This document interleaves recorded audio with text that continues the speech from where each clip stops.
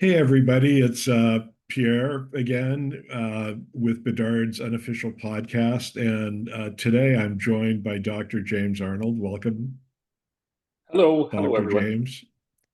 And today we're going to talk about something that, in general, but something that some people may have experienced as part of their sojourn at St. John's, PTSD. And Dr. James and I will just go through some things today. A brief overview of PTSD through the years, a retrospective of how it started, where it's at, the current state, the causes of it. Um, as long as it's not Peter Jackson, you can't.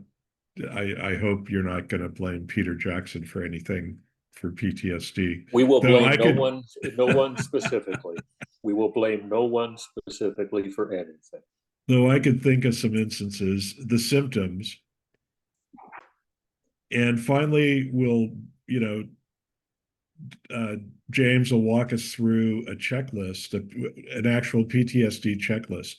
So the reason we're doing this today is really just to talk about it, and really go through and a lot of times just talking about something helps, And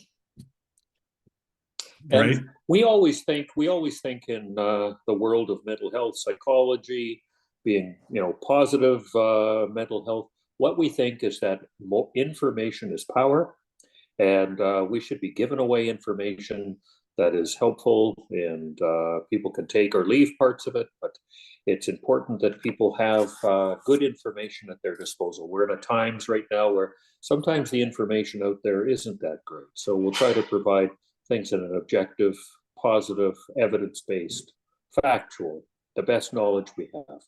Well, Dr. And Arnold it might be will. worth it might be worth me just saying a couple of things about why I know about this stuff.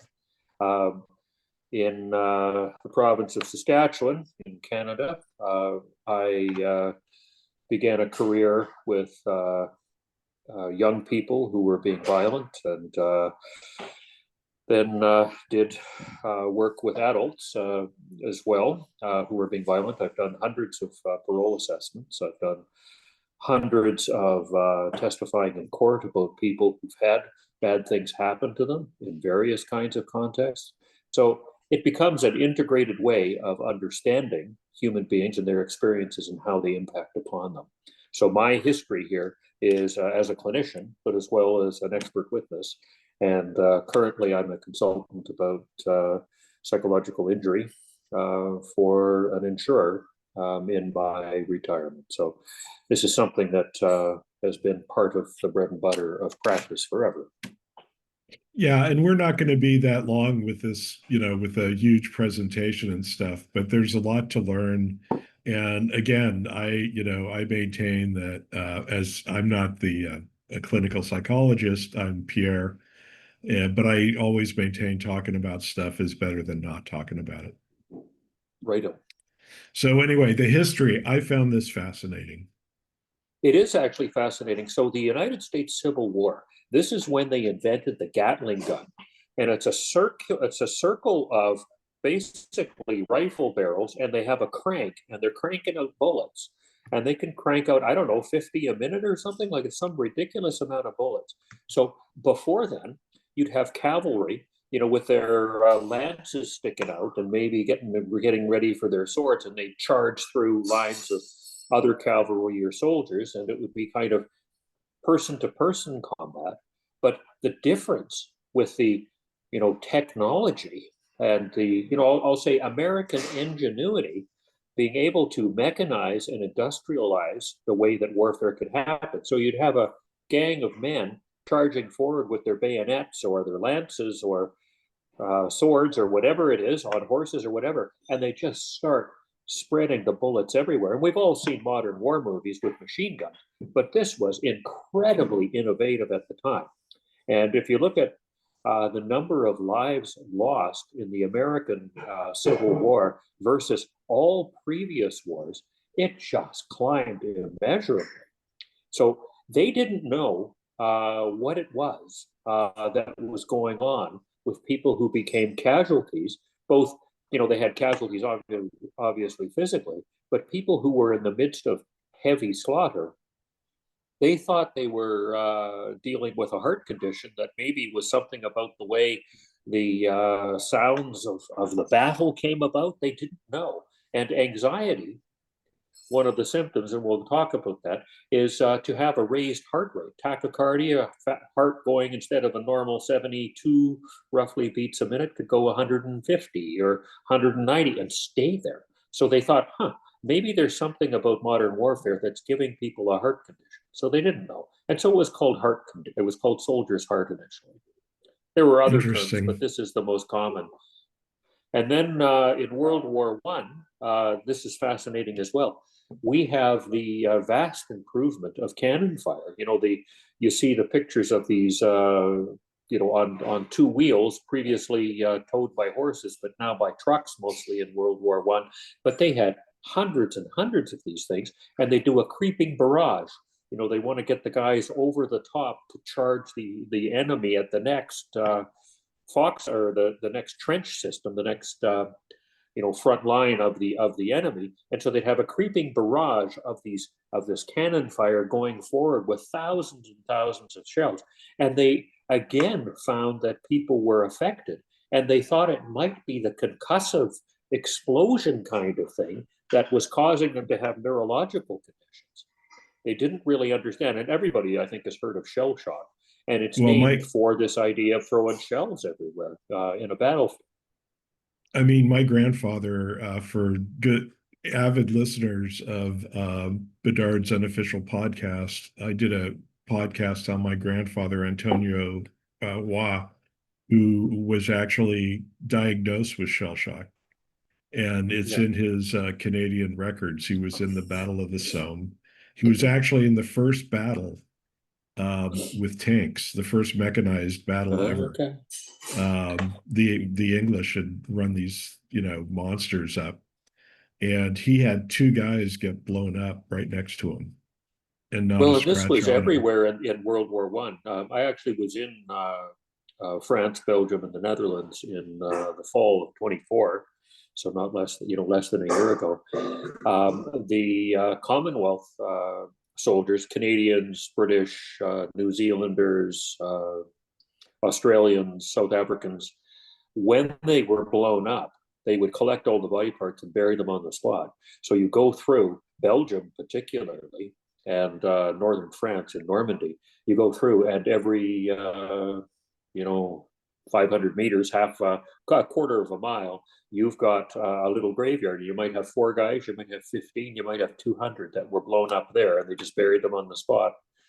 The Americans did differently. They tried to collect everything and make a mass burial area, so it's not quite as apparent of where everyone was killed. But you can basically go tag team to tag team. Here I am in a little cemetery. Oh, there's one over there. Oh, there's one over there, and you can go hundreds of miles through this area with the. I think there's somewhere in the 2,000 to 3,000 little graveyards in that area. Well, there's still Amazing. areas. There's still areas where you can't farm or do anything because of the you don't know what you might dig up.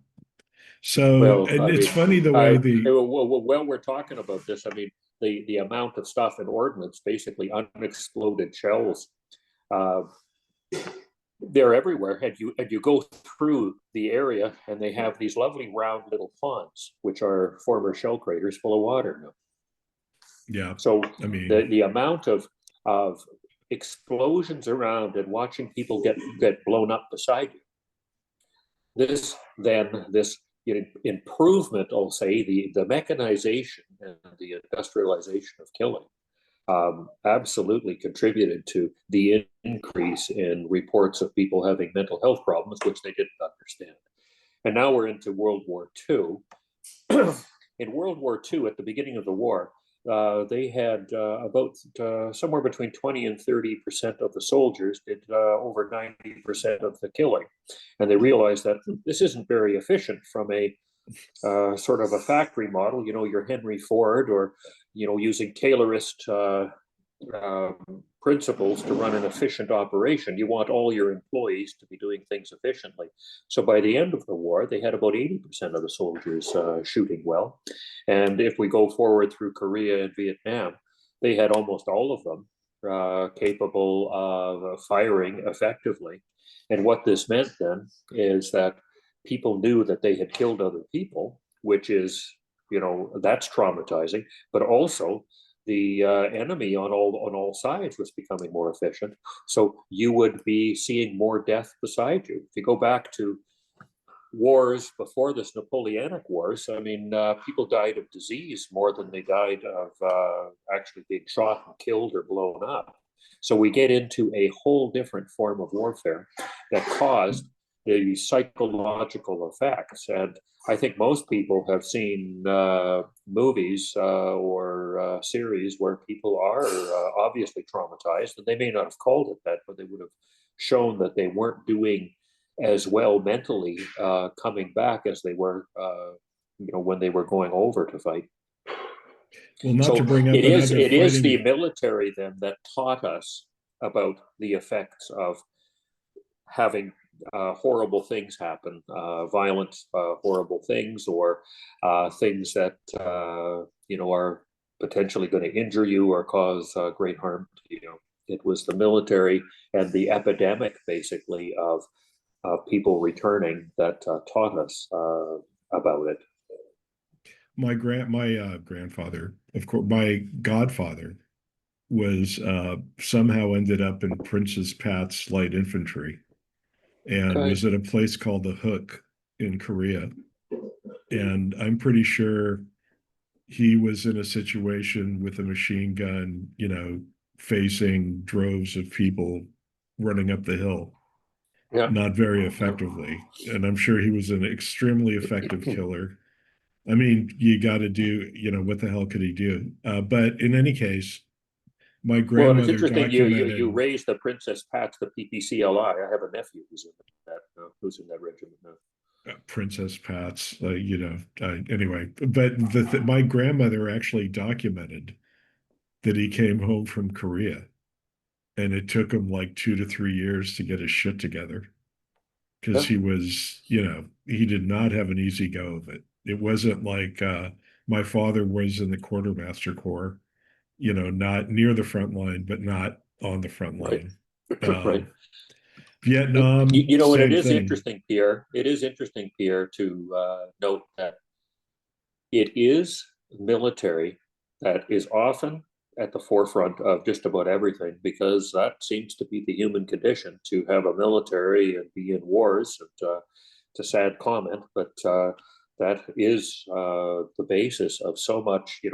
you look at everything from our understanding of this mental health issue that we're talking about, trauma, if we talk about anything, we Well, talk about computers. We're using the internet, which is originally a military application, right? and it's So not Iraq and over. Afghanistan. Now this is interesting.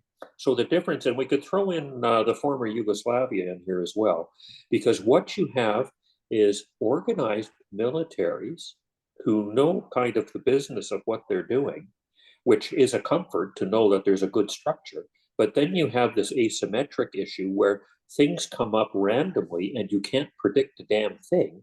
And there's all this sort of infiltrating kind of stuff.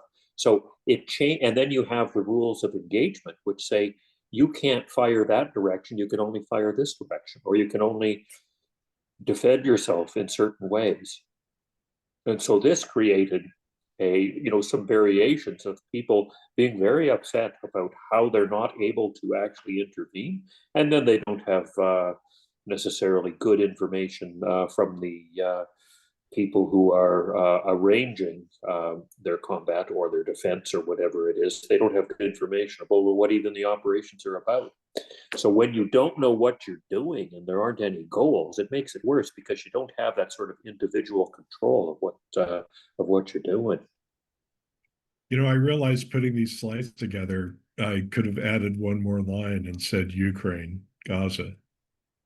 I mean, in terms of it the yeah, I mean, PTSD being fomented there. And well, we could be for doing the on the Democratic. populace, We could have Rwanda listed. We could have the DRC, Democratic Republic of Congo, South Sudan, Myanmar, all the places. Yeah, we've got Yemen happening right now. We've Yemen, got India, Pakistan. fuck, Well, Canada, I, US.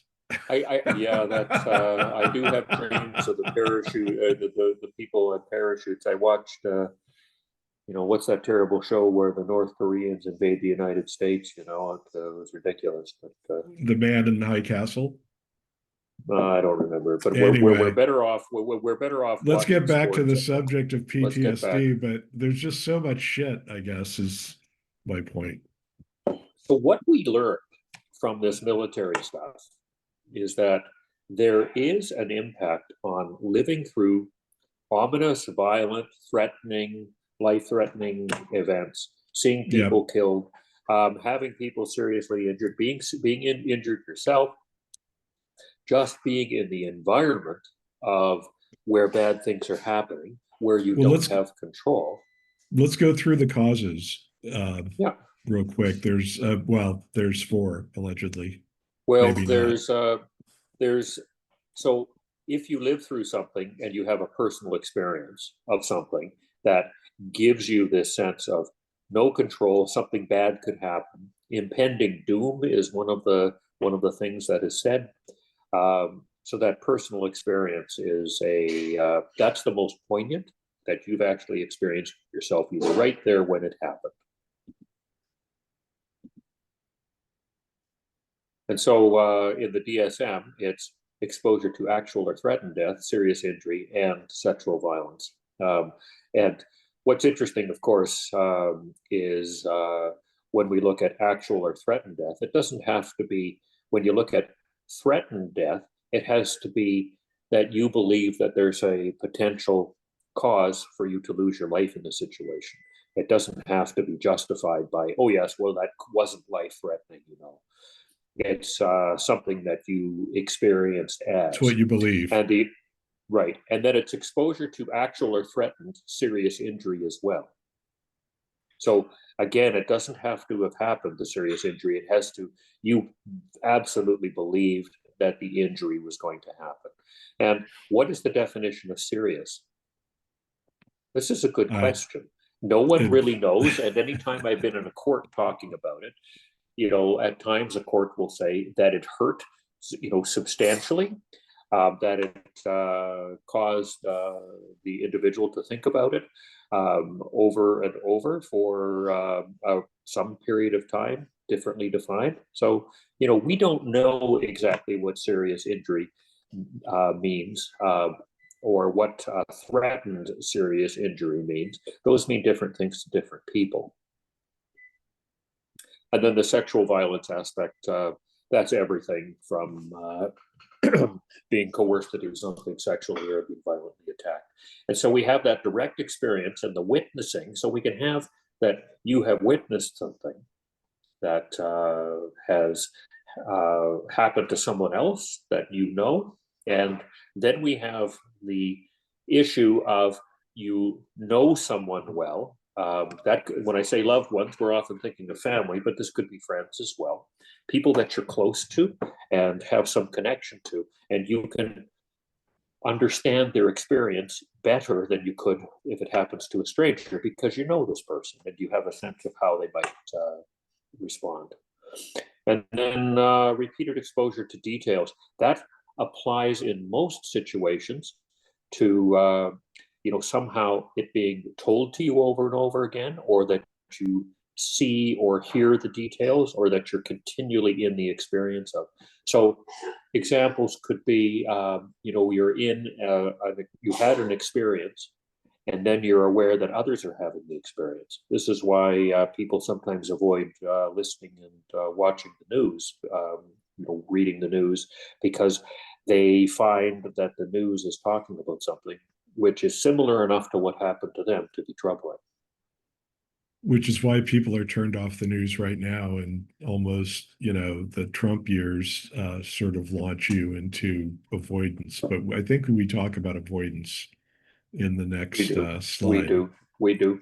So this is Symptoms, interesting about what you PTSD. do. So there's an external cause of something that you have witnessed and seen and been through, experienced in some ways. So unlike other diagnoses where we don't anticipate something outside of you having caused it, it kind of comes up from within in terms of your feelings and thoughts.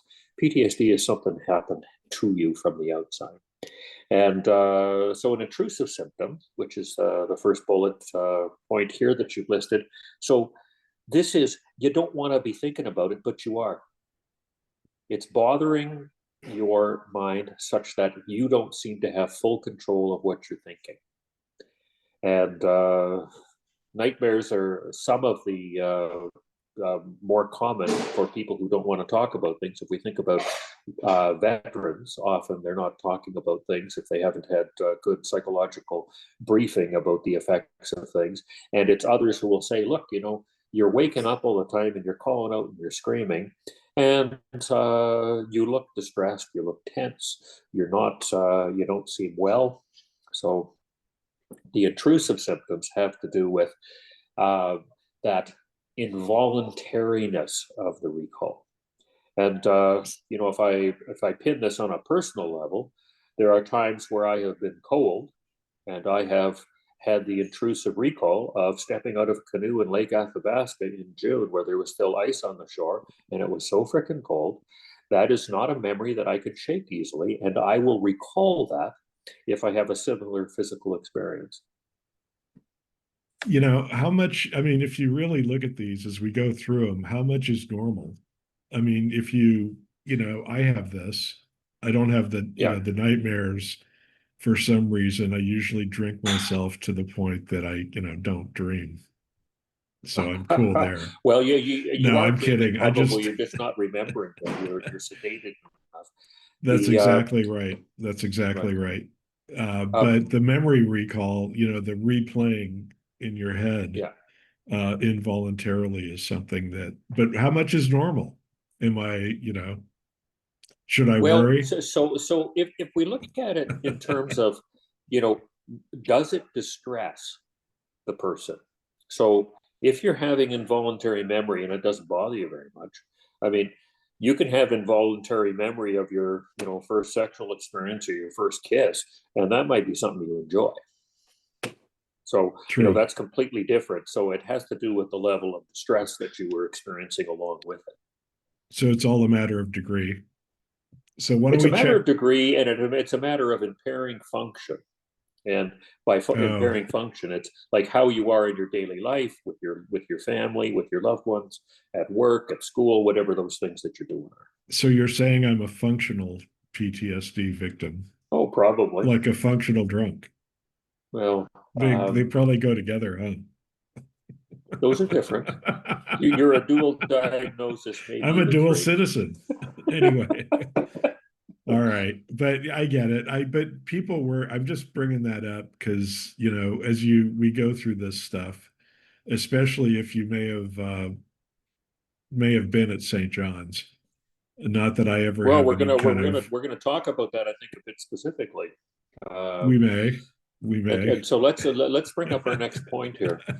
The Oh, next one that avoidance. we're going to talk about is so people who have intrusive memory and have a whole bunch of psychological distress with that often avoid things that remind them of it.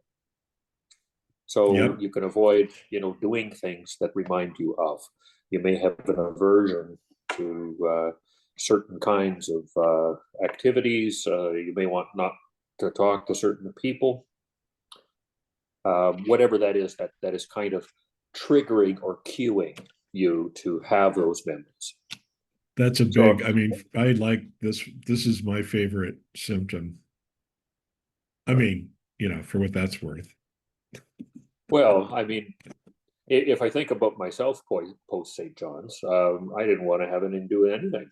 I didn't want to do anything. I avoided everything because I didn't want to think about it. I And so we avoid. have this, Yeah, yeah, this negative thoughts and mood that we're bringing up now. So this is uh, when you've been through an aversive experience, this can change your expectations. Perhaps you were a reasonably neutral or optimistic person. Going through something very negative can turn you towards feeling that the world is more negative than you thought beforehand.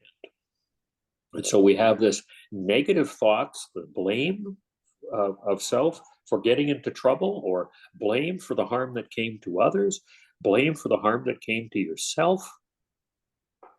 And sometimes A that's intense downer. enough that we have people who repress that, like basically decide not to think about something. And if you practice anything mentally, you can get better at it. You want to learn a language, practice it a lot. If you practice, that I don't want to think about something, you get good at it. And you don't think about it anymore. And then you eventually can kind of sort of lose the memory until it's kind of pulled out of you. Interesting. And finally, Yeah, no, this is interesting from a perspective of, if we think about what are the symptoms that people have emotionally after such experiences. And for myself, I mean, we have that irritability one that comes up. I'm a very good natured person, but when you in are, traumatic situations, oh boy, I could get pretty irritable about, and having that gifted to me from the experience of St. John's. I wasn't irritable beforehand, but I certainly can be now. you know And what? what that Oh, is, time well, out. and I'm being, Don't blame say St. what? John's for the fact that you don't. I don't want to hear you belly aching and blaming St. John's for the fact that you're No, an we won't do any irritable of that. shit. Okay, That so you're so no, so no, we've got no. You can blame him for other stuff, but to make you irritable, please, please. I have a feeling you were irritable going in. That's all. no, That's my I only was point. not irritable going in. And this is interesting because people don't understand very frequently, like, why would somebody be angry and have this more active irritability and confrontive nature about them? Where is that coming from? It's part of emotional arousal. It's part of that whole, when you're aroused and you're kind of set to do something, you haven't had the adrenaline yet. You've had a bit of a cortisol priming, which is another hormone that gets you ready to do something. And that can express itself in different ways because of your psychological needs. Some people are anxious and they have that, we talked about racing heart rate, shortness of breath, feeling kind of tense, not wanting to, be around others and activities and just kind of withdrawing for something from Well, things. That's very, very common. when you don't know whether the guy walking down the hall, the next person walking down the hall at school is friend or foe, Mhm. you have to be completely ready at all times for the beating you might sustain and be That's the thankful to the cortisol. Lord That's the Jesus. cortisol. Yeah, that's the cortisol priming, and that will express. So when you have that readiness that you just talked about, depending on circumstances, it'll come out as anxiety. It might disrupt your sleep. It may make you irritable. It may make you aggressive. It may make you take risks. And hypervigilance is really interesting. This is the scanning of environment for potential risks, trying to overpredict what is potentially going to happen. So Um, trying to avoid a repeat or negative consequence and being tense about it. And usually to the point of overprediction. And people will note that, you seem on edge. That's one of those sort of, what's bothering you? Why are you, looking sort of, it's not a deer in the headlights as much as the deer looking around because the fox, or not the fox, the coyote or the wolf could jump out of, anywhere basically and get him. yep, It's the yep. scanning. I mean, you just have to be. I attribute it a lot to prison society. Um, living in a prison or living in I shouldn't call it a Well, prison, when but did you an go to jail there, institution. Pierre? No, I was incarcerated at St. John's. Well, there we go. So we have this situation where, you're, if you look through these symptoms, remembering things that happened. and years later remembering them because they're burned into your brain because they were really attracting your attention because they hurt or somebody else got hurt or you're aware of and you know people who were seriously, there were people seriously injured at St. John's and there were people who died at St. John's. but And I think many of us have connections to those events. having lived so long, you're bound to beyond St. John's. You're bound to have, shit happen. I mean, that drives you, it's not war, but it might Right. drive you, you may suffer from it. So the last thing I have, and I refuse to do this, but I put it up here anyway. Okay, so I'm going to spend, but before we get people jumping ahead on this because they're going to see it. If you look up, if you go PCL space trauma, you will bring up the National Association for Post-Traumatic Stress, which is run by the American Veterans Administration, and they have a variety of the checklists available. They have those that are related to combat. There are those that are related to civilian or non-military settings. They have those checklists, PCL checklists that are related to if somebody is getting treatment, are they improving in their symptoms? So this checklist then allows you to look at, do you have, number one, repeated disturbing and unwanted memories of the stressful experience? That is in our intrusion symptom category. So is number two, repeated disturbing dreams of the stressful experience. Number three, suddenly feeling or acting as if the stressful experience were happening again, as if you were actually reliving it. That's like having a daytime nightmare, basically. The terminology is flashback, and many people will say, oh, I've had a flashback of that. And not unless you actually felt and you could basically see and hear the Yeah, scenes. You could do that, people do that in dreams, but to do that in waking is a more powerful that's symptom. very powerful. Yeah. Feeling very upset when something reminded you. So that's the cueing or triggering that I talked about. Having strong physical reactions. So this is, rating then anxiety with number five, starting to rate that. And then avoiding memories and thoughts. So we're into the avoidance symptoms. So you can see kind of how the thing is structured. Very straightforward. You have to be honest, of course. The Denial thing, will give you different, and then if you're doing a real poor me, you'll elevate your scores as well on all of this. well, how do you escape from PTSD? I mean, there's no magic drug. What happened to you happened to you. Correct. It seems like it's more something where dealing with it is probably the most important thing you can do, or at least, to try to, Right. Right. if it is a demon, to keep it at bay, but really to talk to others or to just, well, this is why veterans groups are so important. And this is why we're talking about it because many St. John's, former students, alumni, haven't really talked about things, and or maybe in their as they go through their adult years, they're beginning to talk about things, and they don't really know what it's all about. If we look at what's going on with um, trauma and the intrusive, out of control symptoms, what we want is that people learn to control.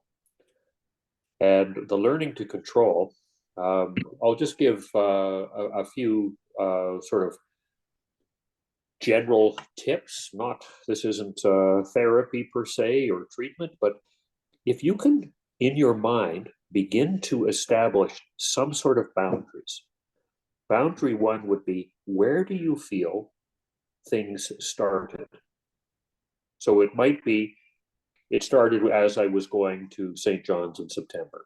Maybe that was your first thing, or maybe another aversive experience. It could be way back at that, or it could be, in mid-November, I had an experience on approximately this date, and that's the start of a chapter. So you're establishing some boundaries. You say, I'm going to make a determination that this is the start of this chapter of experience. And if there's a number of experiences, then you've got multiple chapters with multiple starts. And then what you do is try not to, okay, this is the start, and now I'm starting to think about it. No, no, we're going to have you control your thoughts a bit and decide, where is the end of that chapter? Where is the end of that thing? So you're beginning to confine it with a start and a finish. It's a book chapter, it's a TV episode, a Netflix or whatever, where you've got a start and a finish. And you want to confine them to the single episode or single chapter. That's not possible completely, but mostly. And then you have another chapter, and then another chapter. And so much of working with people who've been through trauma is about learning to create those boundaries around the experiences. Because the Then, experience doesn't go away. It no. doesn't disappear. It's always right. It happened. So you get your chapter, and then you've got the start and the finish, and then you begin in your, if you're working with a counselor, therapist, psychologist, psychiatrist, what have you, they'll work you through talking about the individual parts. So you're now looking at the episode. Are there subsections or paragraphs that you need to deal with? And then you begin to establish control over each of those and start to realize, what is it about that experience that gets you? And your responses can be anxiety, grief, crying, depression, anger, wanting to kill somebody, hurt, wanting to get a time machine and go back to an earlier stage in life and avoid it. Like all of these things, you end up talking through. And by talking through all of that, you end up establishing a sense of control, which is, now I'm back to, I've said this multiple times, it's the not being in control of what's happening to you in your environment that seems to be the underlying and the underpinnings of this. Just consider, if human beings weren't capable of learning from experience, you're in sort of the caveman days and you're walking through the forest, and you don't notice the predator and it eats you. Like, you're done. You don't leave any ancestors or any descendants, rather. You're not someone who's going to put forward those kinds of learnings and attitudes. If you're someone who is then walking through an area where you go, this is where the saber-toothed tigers kind of like to hang out and stalk things, you'll then be prepared for that and will avoid. So it's this ability to be vigilant and see what's happening and be prepared. And then if something bad happens, it really grabs your attention. So you bloody well avoid that dangerous situation in the future. Now, take So, this forward into human life now, where we have all these experiences that have nothing to do with our ancestral history. Being in tribal situations, or being in situations where you're dealing with, threats that can happen on an ongoing basis. And then you go back to your extended family, tribal group, what have you. And we don't have this anymore for most of our societies, where we don't have the bosom of the family to go back into and share the memories of. You talk about veterans groups, that's like recreating that surrounding of supportive people around you to help you through the bad things that you've experienced. well, there's just been so many bad things. I mean, you look at where you could attribute PTSD, COVID, beyond Yeah, I'm saying the, beyond the virus, right, just everything that went along with it, right? right. The sense of isolation, for older people, who were sick. I mean, just the hopelessness, people Right. dying alone.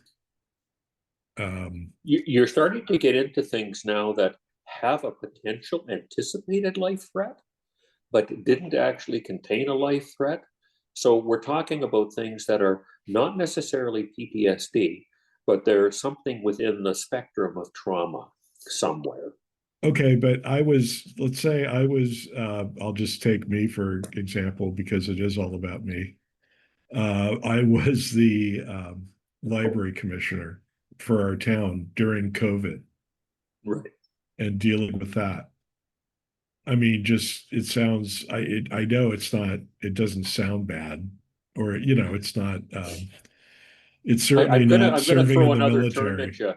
I'm going to throw another term at you, which comes from military and first responders, which are police, ambulance, EMT, emergency medical technologists, hospital staff, etc. They talk about OSI, or operational stress injury, which refers to, I haven't exactly had the trauma happen in front of me, haven't witnessed it directly. I know about it. I'm not connected to those people, but it's giving some of the same symptoms, but from a general life experience of horrible or bad things happening. So, of course, the term operational stress doesn't speak to something like COVID very well, because you weren't actually doing an operation. Like, it sounds very militaristic, right? OSI, operational But you're stress injury, dealing with but it's it. got the same. But you're dealing with this general category of bad things happening and some of the same symptoms occurring. Yeah. Yeah, I mean, watching the libraries just shut down, which you never Right. shut down a bloody library, for God's sake. And, just watching, but it's a different kind of thing, I guess. Mm-hmm. So shall we go? Do you want to go through? Let's go through the rest of the PCO. Just we've got it on I'll 2 go to the pages, next I think. one. Yeah. So if you look at this, you've got some of the negative emotional stuff coming in with number 9, and then you've got the self-blame or blaming somebody else, and having intense feelings about that. Strong negative feelings for anger, guilt, shame. And the one I'm going to highlight again, particularly because we're dealing with, where I'm assuming that most of the people who are tuning into the podcast are probably male, being alumni of St. John's, but not necessarily. But there is certainly a stereotypic anger reaction that is more typical historically for men in the male population. So the And St. fact that, John, I'm not especially. depressed, I'm not anxious, I'm just irritable, and I'm, kind of angry about things, that's a symptom as well. It just has to do with that nervous system arousal. A loss of interest in activities you used to enjoy. Yeah, things don't matter anymore. Distant cutoff for people, trouble experiencing positive feelings. So this is all about the negative impacts and how it changes how you go about conducting, your internal life with your thoughts and feelings, how you conduct yourself with others, your interpersonal relationships, and how you behave in general. Right, and they even have a specific item there with number 15 about irritable, angry outbursts, Yeah, acting that's number aggressively. 4 there for me. Like, Yeah, where do I go? right. No, I mean, really. If Right, you and find, then I'm totally angry all the time. Yeah, that's me. there you go.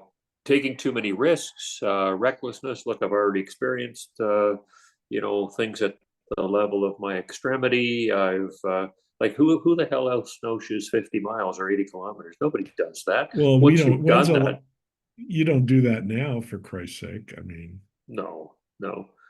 You don't do. Who paddles? I don't know how far we were paddling in a day. Probably. 850 for the Grand Portage.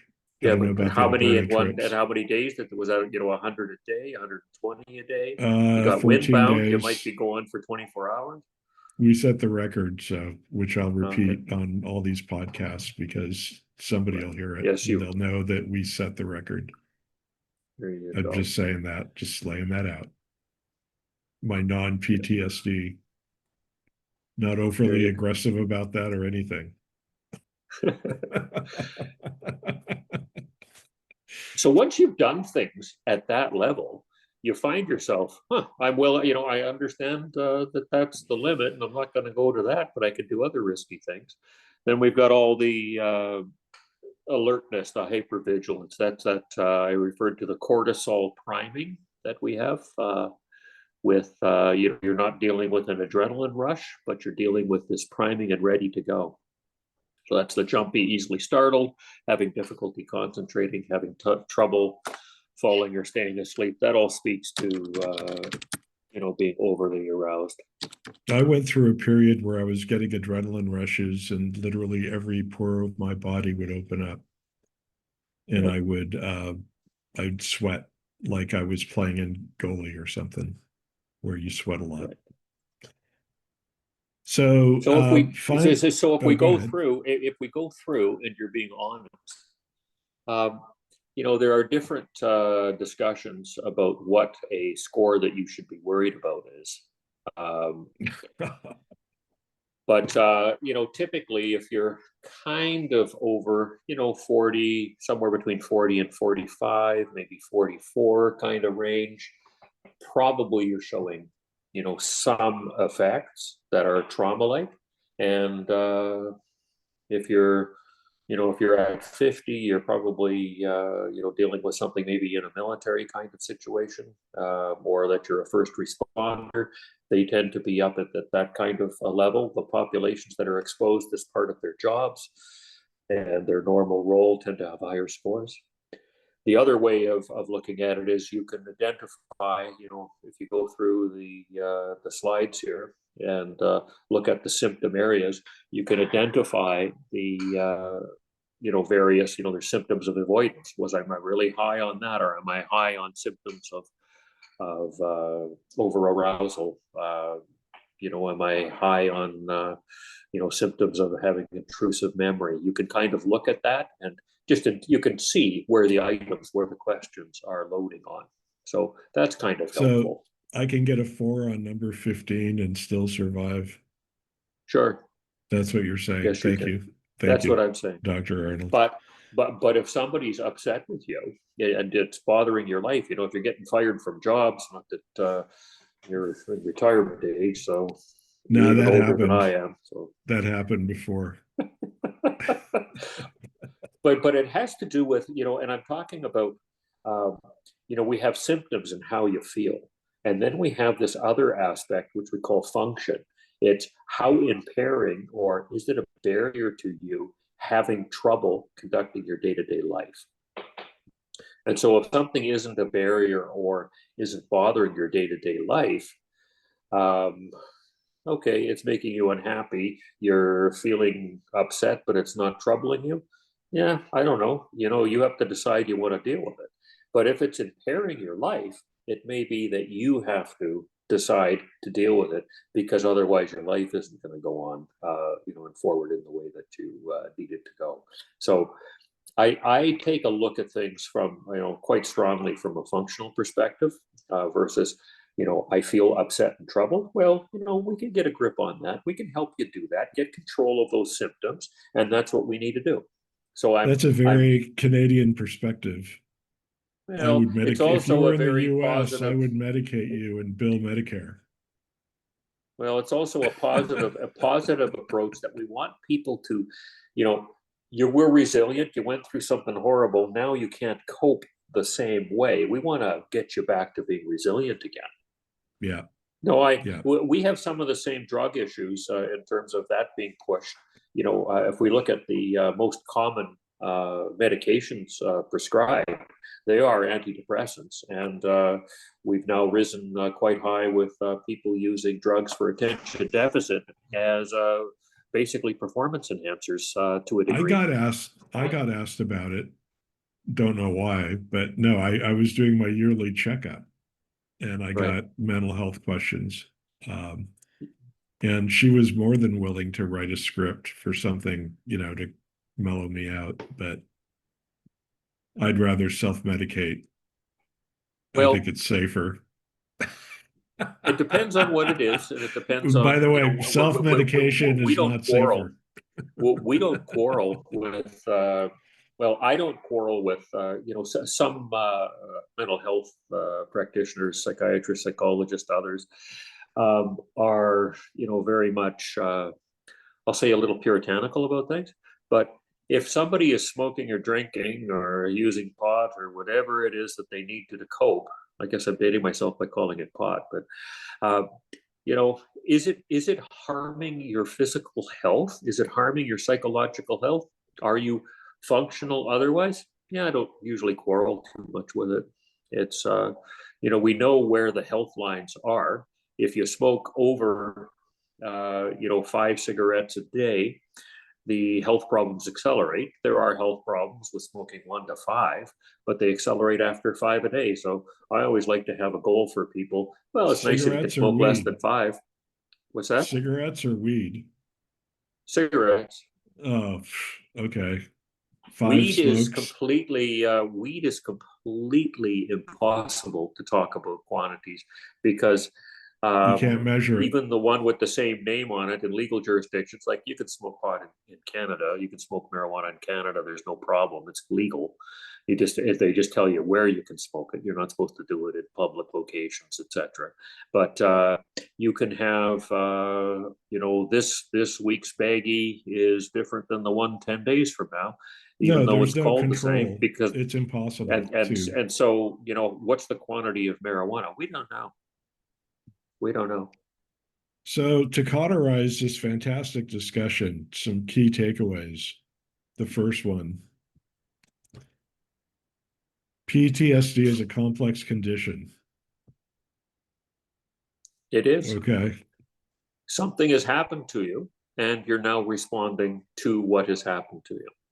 So hopefully people have gotten a bit of an idea of what some of the symptoms are and maybe how to self-assess a little bit with the checklist that they can look up. If they do PCL space trauma or trauma checklist, they will come up with a version of the PCL and they can assess that. So I'll that's try to awareness make of a symptoms. Right. I'll try to But make a it's PDF available of everything, both the that would slides probably and be the helpful. Yeah. checklist. And then it's also understanding that some of the events of your life that are causing some of this, you need to identify what those are. You can dismiss, oh yeah, that happened, but who cares? Well, that may be true or it may not be true. It's when I was thinking about this subject matter, PTSD, it scared the shit out of me because everywhere is PTSD. I mean, Well, yeah, I I mean, look at every situation and right I mean, not every situation, but everybody suffers from it. well, You no, can't that's an live and not get overstatement. it. That's an overstatement. It's everyone has experiences that are distressing. Okay. Yes. There's a line between distress and disorder and distress. So I'm out driving a car and I end up with a fender bender and I'm shaking that day because it scared me and startled me, etc. And the next morning I'm figuring out the insurance and how to get where I'm going if I don't have a car anymore. So I had distress. It was very temporary, and it didn't impair my function. Didn't trouble me. Didn't give me much for nightmares, other kinds of symptoms. Um, so we have to say yes. Many things are distressing, but when we're talking trauma, we're generally talking about you don't control the situation, and something really bad beyond the normal is happening. We list life-threatening, actual death, sexual trauma, these kinds of things, sure. But if we get at the core of trauma and trauma-like things, it's things you don't control that are happening outside you that you can't affect change and you can't escape the situation. And there you go. So really it's about having control over your life or In trying part, not or attempting to. I'm not saying right. everybody does. Well, I mean, if I could arrange that nobody gets hit by a car, nobody gets punched in the nose, nobody's in a robbery or a mass shooting or stabbing, if we could avoid all of those, situations and control that these events don't happen, that would help. So If what do we could you prevent people from going to situations of, if we think of the St. John's School, they were designed to basically take the control away from us, and the masters would control what you were doing, and you had to basically abide by what you were told, or you had a threat of violence against you. And we know that that's harmful.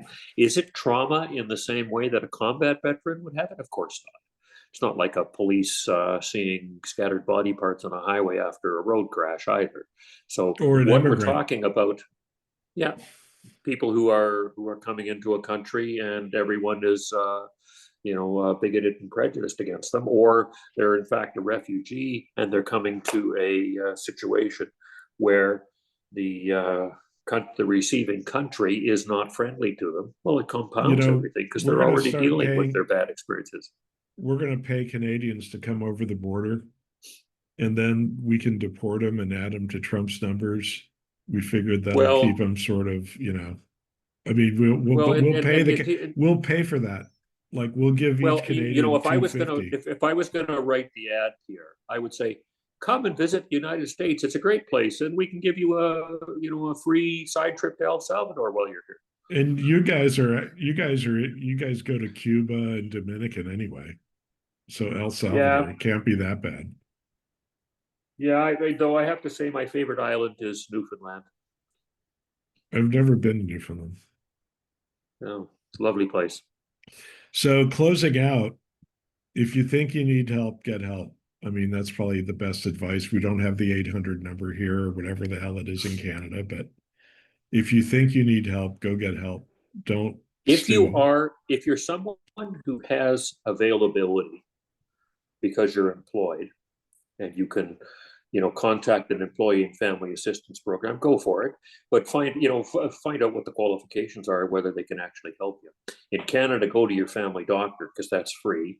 If you don't have a family doctor, go to a nurse practitioner. Um, if you have to pay out of pocket to have somebody talk with you to sort yourself out initially, it's probably worth it. People pay, the same amount for a good meal out that they'll pay for an initial session with a mental health professional. Where But the ask hell do around. you eat? I'm saying, no, time out. Where the hell do you eat? A mental health professional? I could get like, for what you guys make per hour, at least down here, I could get like a bonus steak dinner for four at, you know, the best steakhouse in Vancouver. What is You it? The guys keg? aren't. The keg, isn't I'm that thinking your if you the have if you Canadian have a really good steakhouse? if you have a really speaking of the United States, I mean, the last time I ate out in the United States, in Hawaii, I mean, I think the bill was equivalent to about $260 Canadian. Yeah, like $100 American. Yeah, the going rate for psychologists in Canada is high. It's about that. It's in the Yeah, it's you high. know It's same here. two to I three mean, but hundred level. Right. I just wanted to This give is you some why this is shit why if for you making have an that insurance inference. plan, go through that. Go through your family doctor. In the United States, I don't know your situation in terms of cost for things. I've done talk therapy a couple times, and it's a good way to go. Talking to somebody really makes a difference. But you have to Having, go to someone that's going to fit for you. It's yeah, important that somebody is knowledgeable enough. If you talk to somebody who's never heard of the kind of experiences you've had, it might not be the right person. but it's really hard because you want to blame people, or you want to blame people, or for doing wrong, for somehow causing the PTSD. And you can blame all you want, and that's cool, but it's you at some point you're left alone, You right? are, and it You doesn't got to matter make if up your mind. it doesn't matter if you blame them, or it doesn't matter because they're not involved anymore. It's long gone. It's you. Right. It's that, Right. but I think St. John's probably had a nice healthy mix of PTSD, the threat of the stick, kept running away and getting 10 of the best. Right. If Where I else do you can, have that kind of term, 10 of the best? What the I've fuck referred to does that this. mean? I've referred to this elsewhere, and I think in other podcasts. Like, I went to St. John's in middle '70s, 1975. The if since and then about 10 years later, well, more than that, 15 years later, I was actually in full-time practice. Not quite 15 years, I guess about 12 or 13 years after that, I was in full-time practice. um, I had people start to reach out to me because they knew that I would understand. And I can't even tell you the total number, but it's probably in the 40 to 60 range somewhere.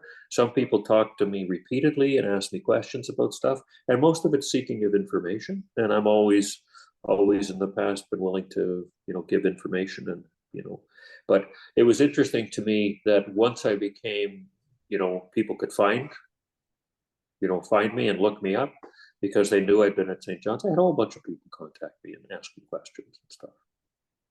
So this Well, tells me, and if I think about, I'm not going around looking for people to talk with me. I just have people contacting me. Why would they do that?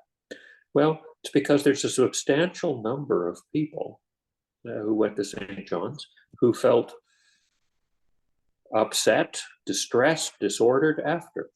And there's no question that the course of life, if you could rewind the life story and not go to St. John's, people's lives would be different. If I could have a time machine and have multiple worlds and clone people and have them go through their lives and see what the difference is, that would be a lovely experiment to do. but you can't do that, No, you can't. sadly. And It's so right. this is St. John's experience is embedded in this narrative of your life. And for some, perhaps they went and yeah, I went and then I moved on and it doesn't concern me, whatever. Others, um, they went and it changed them. It altered how they experience life afterwards. Yeah, I have no regrets. I don't think it was, you know, I mean, I only did 2 years, but you've Right. got to take it the way, in my mind, it was what it was. It was rather unique, and I'm glad I If graduated. Right. If I would say that I actually do have a regret. I would have not have gone there. I would have gone somewhere else. And one of the things, very significant things that happened is after St. John's, I went back to regular high school, and I didn't do as well because the teaching at St. John's was not up to the caliber that it needed to be. Really? No, it was below. It was below the matriculated level. I was doing in my grade 12 year in the public system. I was doing AP calculus, and which is a first year university level kind of stuff. And I did not do well. But they thought I Well, was as okay, but smart I as I had to was and go. ready to go. Ready to go. They thought I was as ready to go as I had before the St. John's experience, but I had lost stuff. And I'll have to tell you, knowing that le gouvernail du canot, like that is completely useless in talking French. It was not valuable. You know, I felt the whole thing about the French thing. So, Why are we talking about voyageurs? you know, well, L'Homme voyageurs de was a big Noir. deal historically. The history Yeah, is but big. you don't go to I don't go to Quebec or go to New Brunswick and have a conversation about fur trapping and That was le Ted village and Byfield. the That was what? Ted Byfield. And what it was rather, oh boy, I'm going to get shot for saying this, but it was sort of the equivalent of, for as a French Canadian, I watched this shit and I was like just shaking my head, but I want to call it what I don't want to bring. Uh, yeah, I'm not going to say what I'm going to say, but needless Okay, to say, what Byfield did was absolutely fucking racist. And he indeed. tried to make French Canadians or Quebecois, some bizarro, I'll give you, you can, you can kiss my wife with my permission only, that kind of fucking bullshit, and it's like, and I got to tell you, my biggest regret is all these assholes treated me like I was French Canadian. Okay, But the reality was, I was a Southern California surf punk by the time I ended up okay, there. And I didn't take that shit at all. And it gave me great pleasure to be better in English than all those other motherfuckers because it interesting. really, and Stephen got all pissed off at me. Riley got pissed off at me because of my oppressive hate of the English. But the Interesting. fact of the matter is, I got to come back into Canada and see what the hell we had left. And Okay. sort of, I had a point of view that nobody else ever had. Very few of us. Somebody who actually left the country because of, just racial shit, or just, it just sucked. And Yeah. then come back and then, here. I mean, I attribute a big failure of St. John's was hiring goddamn Englishmen. Like Yeah. There's somehow there's an truth to that. English guy was better than a native born son. What the fuck? right. I mean, it was like, and they loved it. They thought it was, you know, the epitome of everything. And you know what? It was the epitome of shit. It was nothing. So In yeah, terms there of I go. A little it, PTSD there, a little anger. well, if I can say my experience after St. John's was nightmares and disrupted sleep. That's Basically not of good. being there again, and feeling that something ominous and bad was going to happen. I was not a big fellow, and I was not a fighter. I was, well, like I am today, I guess, intellectual, thinking you should talk through things, and I found it to be a culture of violence, and it was violent from the masters, and I would get up early to get out of the dorm so I wouldn't be hit in the morning too. So I found that, and then the idea that if you didn't sweep a floor or wash a pot well enough, somebody wanted to hit you for it. Like, this is completely ridiculous But see, and foreign to we're everything that the part of my Western European way of understanding things, but where where you messed people, up, let me tell you where you messed up. Had you come back, you could have terrorized all those fucking new boys who had come in that, the year, your second year. And you could have joined the culture of bullying right. and, controlling new Well, boys, and which is a so lot of now you're fun, which, into is a lot of fun.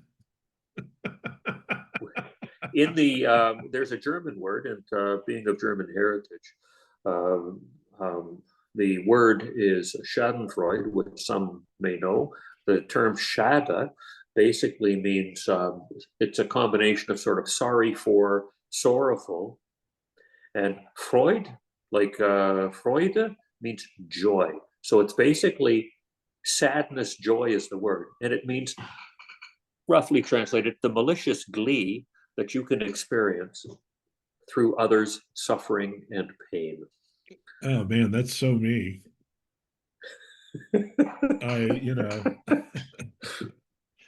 So heard the word, but never I would expressed so not have well. been wanting to be part of the. Now I've been bullied, so I can become one. And being, if I look at what did I do to interns and residents when they came through my clinic or the service that I was working on, did I bully them or was I highly supportive? I didn't bully anybody. My second year, I could not, I didn't have the heart to bully anybody. But the thing about the second year was that you didn't get bullied quite as much because now you were second year and you were, in the know Right, right. of all the horrid things that awaited you as a new boy. There you go. Which brings us back to PTSD. It Clearly, it does. impacted you. Clearly, it did. I mean, Certain events, if I look at what might have happened had I not gone to St. John's, I would have had less nightmares, and I would have had a less troubled life until I was in my early 20s. No question. everybody had a goddamn troubled life until they were in their early 20s, James. Yes, yes, I hate to tell you yes, yes. that. Given my profession, I can kind of see the trajectory that might have happened. And then Perhaps. I wouldn't have had this little bit of anger that I ended up acquiring, and that took some time to learn to control. To set you straight in a St. John's way, you would have been some slack little fuck who, didn't know how to even tie his own goddamn shoe, much less sell honey. Well, if I can say, I'm still a sad little fuck, but I happen to have 3 degrees and lived through a professional career and been extremely successful. So We're here. I may be, here we are. I mean, I think the trick to all this shit is to somehow find a reason to go on and live another day. And if you can survive, and move forward, there are people who are definitely casualties. And when I talk about the people who've contacted me, some people have just contacted because they want to know, am I crazy because this is bothering me? Others have had a trajectory of life that has been very difficult. And Oh, and can they've we had attribute it? people, Can we attribute it to their St. John's experience? For some of them, I'm sure we can. Oh, some cases, obviously, witness our good friend who, who was called, just to bring it up again, the convicted Right, pedophile shepherd who was right, who right. the Chief Justice of the Supreme Court of Canada intimated, if not stated, that he perjured, that he was also a perjurer. That sick fuck. I'm You going to can give, bet. I'm going to give one other piece of history that I think is known by many, but not known by all. There was a period of time, somewhere 25 years ago or 20 years ago, where I contacted the Anglican bishop, who was an archbishop of Rupert's Land, who was the boss of the Archbishop of Edmonton. And I told them, it would be probably worthwhile me to meet and discuss with the St. John's administration of the school. Um, I'm saying it kind of in the way that I was capturing it for that audience. And they agreed. I met with the two bishops and the Bishop of Edmonton, Victoria Matthews. Uh, after multiple contacts with her, told me that there was a refusal on the part of the St. John's school and administration and anyone to meet and talk about anything. And I did say, I'm extremely successful. I would be unable to show damages. I am willing to say to you that this has nothing to do with any reprisal, me wanting to take legal action or anything else. I just like to chat. I'd like to tell you where you're kind of doing things wrong because I happen to have some knowledge. And that was turned down. So I'm no threat except for my knowledge and things that I would share. I don't know quite where, at some point, the St. John's schools became disaffiliated from the Anglican Church. I don't know where that occurred, but I do know that I talked to the Bishop of Edmonton and the Archbishop of Rupert's Land, who supervised that bishop. So, and also You know, that same Archbishop of Rupert's Land is responsible for Winnipeg as well, that area of Manitoba.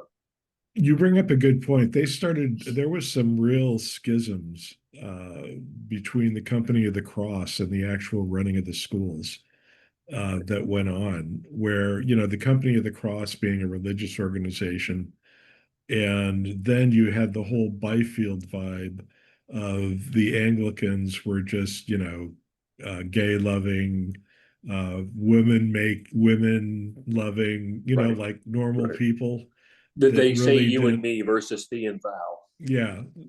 And which was all bullshit. You look at what, in my mind, one of the big shames of all this is you have all the hardcore of the hardcores are now Orthodox Catholics Yeah. because they couldn't stomach the policies of the Anglican Church.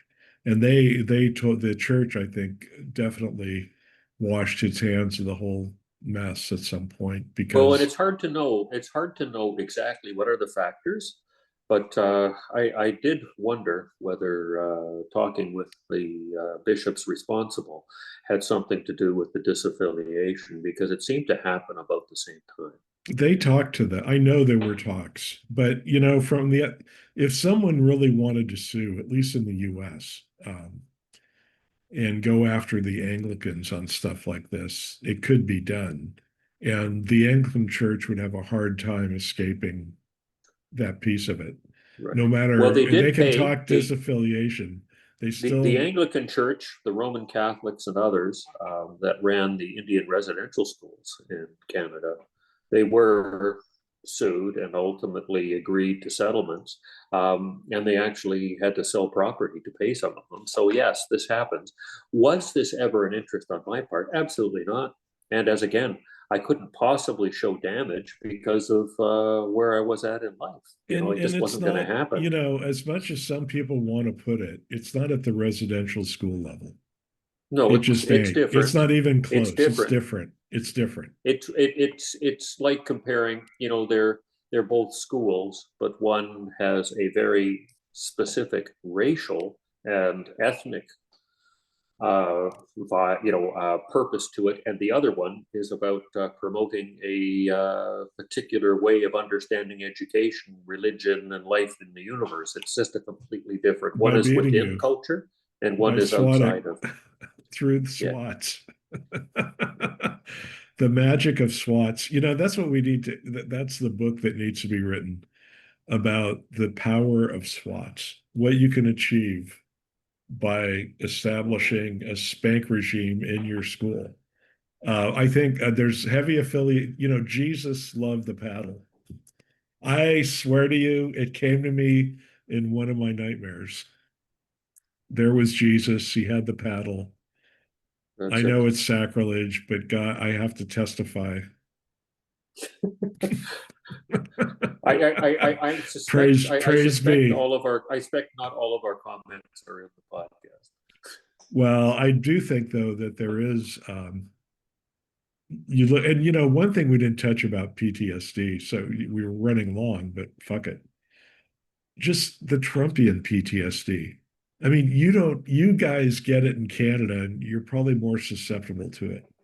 But down here, people are in fear. Like people Right. won't say shit. People won't state opinions. They are in fear. A couple of things that I would refer to, that history doesn't repeat itself, but it rhymes. So Weimar Germany before Hitler took over, with the raging battles in the street amongst the militias. You had the communist militia, the social democrat militia, the Nazi militia. All these they were having running battles, pitched battles in the cities. And the country's currency, the social conditions, the ability to eat, to get enough food, all of these things. So it was an escalation of where the United States would be at and the world is at today.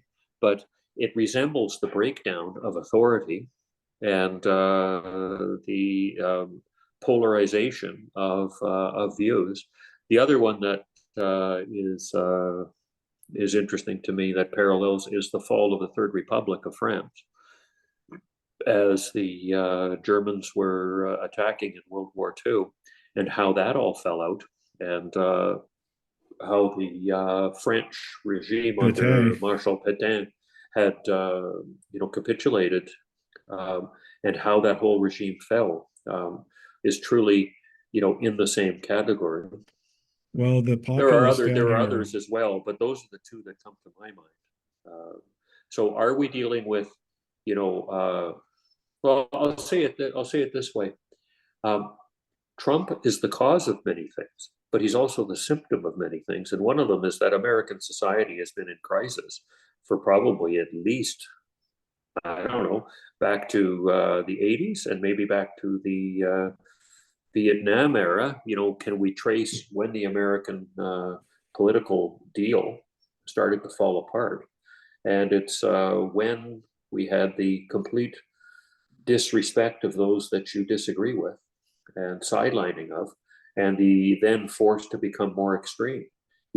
Do Republicans and Democrats in the United States talk congenially to each other anymore? Or are they just after each other to score political points? At one point, they would all be living in, it's like in Canada as well. You have the MPs all coming and living in Canada, generally living in some of the same neighborhoods, and their children going to the same schools, and they're interacting in other ways. Does this happen anymore? I don't think it does. I don't think there's the mixing of people. So the extremism is about the isolation and living in sort of vaults or cathedrals of silence outside of that group that's yours. I well, don't know. thanks a lot for today. It was good, great discussion, and say goodbye. But I think I'm gonna finish it Yeah, off. And we've had a long chat today. I get inspired, about talking about giving psychology away and giving knowledge away. It's good. well, it's important that people talk. Talk's better than war. And I think in this case, I mean, it's not war, but it's certainly you feel more in control, which is what being in Which control is is where it's key. at. which is Yeah. key. You're back in control of your thoughts, your feelings, your relationships. You have a sense of goodness and positivity about the world versus In the gloom, doom, meantime, negativity. until next time, pick up that fucking paddle and do not lily dip, or you're going to find the back of my fucking steersman paddle, counting your cervical column. If I may say, I don't know what the root of evil is, but I think violence is in there somewhere. It is. Anyway, see you guys later. Bye. Okay, bye bye.